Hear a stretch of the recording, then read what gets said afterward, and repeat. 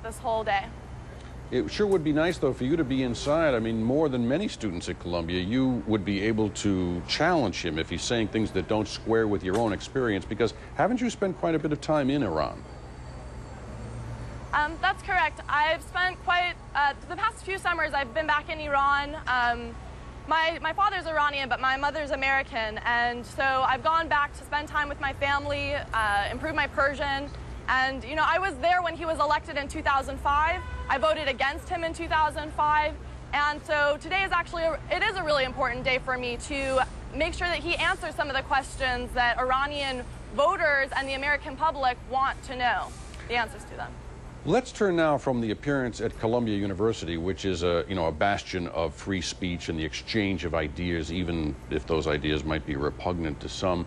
Let's talk about the president's plans to go to Ground Zero, which have been denied so far. What do you think that was all about, and what do you think of that proposal? To be honest, I think it's a very complicated and confusing proposal that he had introduced. I think that on the one hand, he really could be reaching out and trying to show a more sympathetic side to Americans and show that he isn't anti-American. Whether or not this is genuine, I think is something that should be debated. But on the other hand, I think regardless of what we decide about his motives, he is trying to show a message both to Iranians and to Americans that he's looking for a softer approach. Now, we've been reading that the Tehran media are baffled by the whole American response to his visit and his requests. Are you able to read Persian media? Can you give us an update on whether that sounds accurate? I can read Persian media, but I have not done so. Actually, to be honest, things have been pretty hectic around here since we first found out that the president would be coming. So I've been spending most of my time preparing a speech and, considering my own opinion about it, because to be honest, as an Iranian American of Jewish heritage, this is a question that even I have had to think quite a bit about.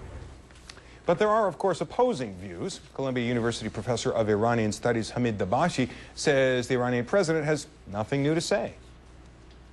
People like Ahmadinejad have altogether too many forums in which they talk, and they should not be invited to university at all. Look at my university, it looks like a war zone. With NYPD and security and such. And if they are to be invited at all, they should be invited to listen, not to talk. Not just Ahmadinejad, the entirety of the world leaders. The world is in the mess that it is precisely because people like Ahmadinejad have too many forums to talk, and then some of them actually have the wherewithal and the power to put their nonsense to action. Ahmadinejad presides over an Islamic republic in which the most basic human rights, students' rights, women's rights are stifled. And I just finished a book on Iran, and I have read everything he has had to say. And as you see, I'm outside, I don't want to listen to him. And he has absolutely nothing new to say. And if they are to come to Columbia, people like Ahmadinejad, they have to be sit on a corner and very serious questions put to them, and at best, asked to respond to those questions. Well, that is, in a sense, what the president of the university, Lee Bollinger, says is going to happen. He contends that he will be leading the questioning and that he's not going to make it easy for President Ahmadinejad. With all due respect to my own president, President Bollinger, President Ahmadinejad is a far more seasoned statesman, and he will use his occasion and the way that his presentation at Columbia will be edited and expurgated and shown in Islamic Republic. It will show him as a hero that went to United States and he addressed a huge audience and he was lovingly received, etc.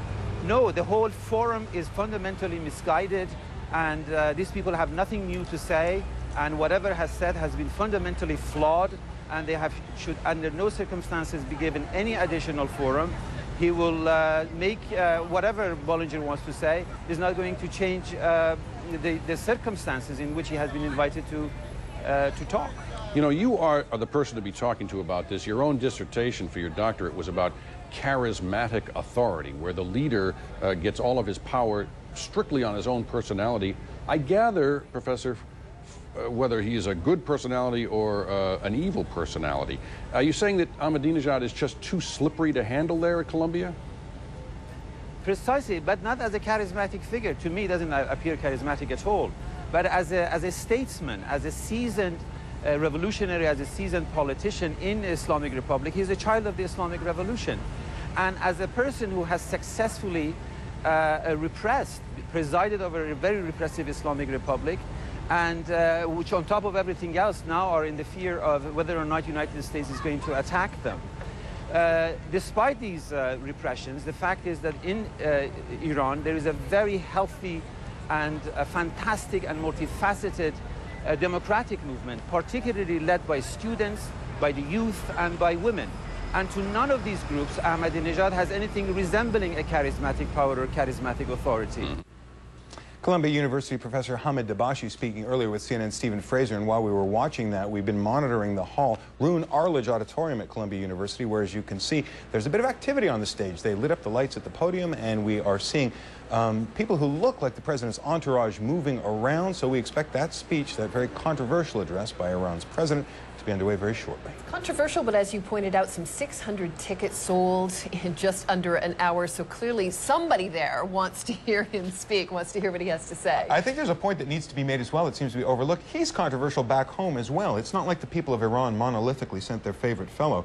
He is the elected president of the Islamic Republic, of course, but there was a time, I think it was back in December of 2006, when he addressed university students in Tehran itself and found them burning his photograph, screaming death to the dictator. He couldn't finish his speech. He had to be hurried away from the campus. And get this, even in Iran, which is no bastion of personal freedom, the students were kicking at his car as he was driven away from the campus. So this is a man who's used to getting an uneven welcome when he appears in public. True, and some of his own ministers at home have found some of his decisions controversial, and he's a controversial figure there as well.